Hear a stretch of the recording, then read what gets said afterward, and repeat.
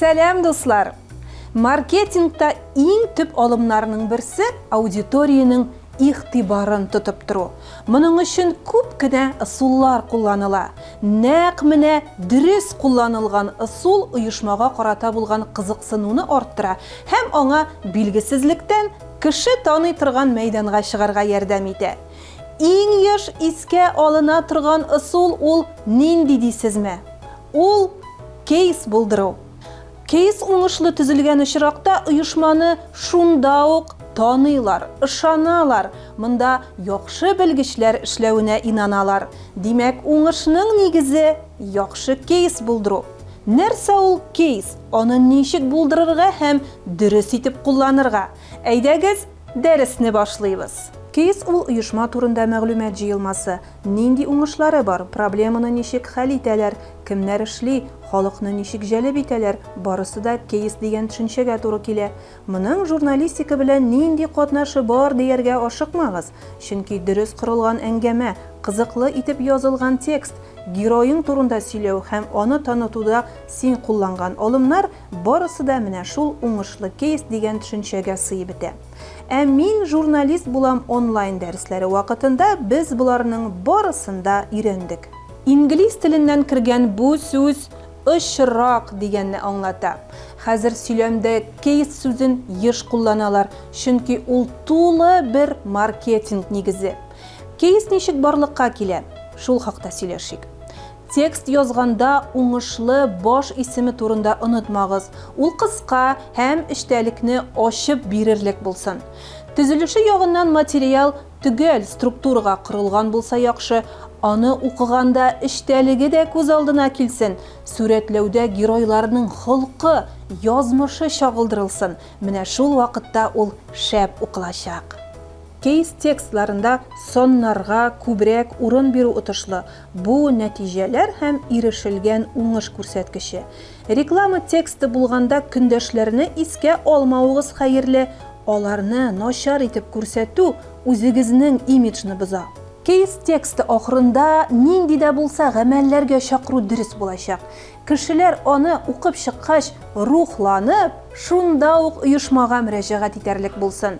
Ә журналист тексты икән, герой белән танышу, барып күрү теләге тусын.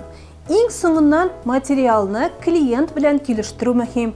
Ул канәгатьләнерлек дип тапса, материалны җәмәгатьчелеккә тәкъдим итәргә дә була. Фикерләрне гомумиләштереп әйткәндә, сезнең максат уңышлы нәтиҗә күрсәтү һәм аңа килү юлында нинди авырлык, аңлашылмаучылык белән очрашырга туры килүен күрсәтү. Шушы этапларны үтү аркылы уңышка ирешүне дәлилләү. Кейсны шаблон, ягъни үрнәк текст буенча да язарга була. Бер тапкыр уйлап язып куйдың, шуны башкалар өчен кабатлыйсың. Әмма бу отышлы булмаска да мөмкин. Ләкин сез бит мин журналист булам дәресләрен һәм заманча алымнарны өйрәнгән каләмчеләр. Шул белемнәрегезне эшкә җигеп карагыз әле. Шәп кенә текст килеп чыгарга тиеш. Тагын бер мөһим ягы.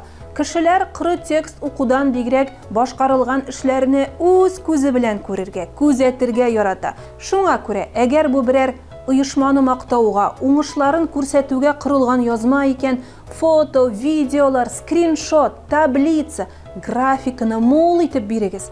Мәсәлән, сез эшләргә алынган оешма йортлар төзү белән шөгыльләнә ди.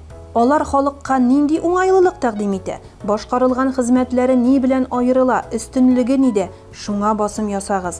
Төзелгән йорт фотосын урнаштырыгыз. Анда яшәүчеләр бар икән, уңайлылыклар турында интервью алыгыз. Сөйләштерегез, төзүчеләрне сөйләтегез. Халыкта бу оешмага карата ышаныч тусын. Рекламага корылмаган гади журналист материалы икән, героегызның сәләтләренә айрым басым ясагыз. Бәлки ул онытылып килүче һөнәр ияседер. Мәсәлән, гармуннар төзәтүче. Аны эш өстәле артында күрсәтегез, нинди кыенлыклар белән очраша. Төзәтелгән гармуннары күпме? Кыскасы, монда фантазияны рәхәтләнеп эшкә җигәргә мөмкин. Әле сез язма бастырасы газета журналның социаль шелтәрләре сайт вариантыда бар икән, бу кеше эшләвен һәм сөйләвен видеога төшереп таратыгыз. Язмага карата кызыксыну икеләтә күп булачак.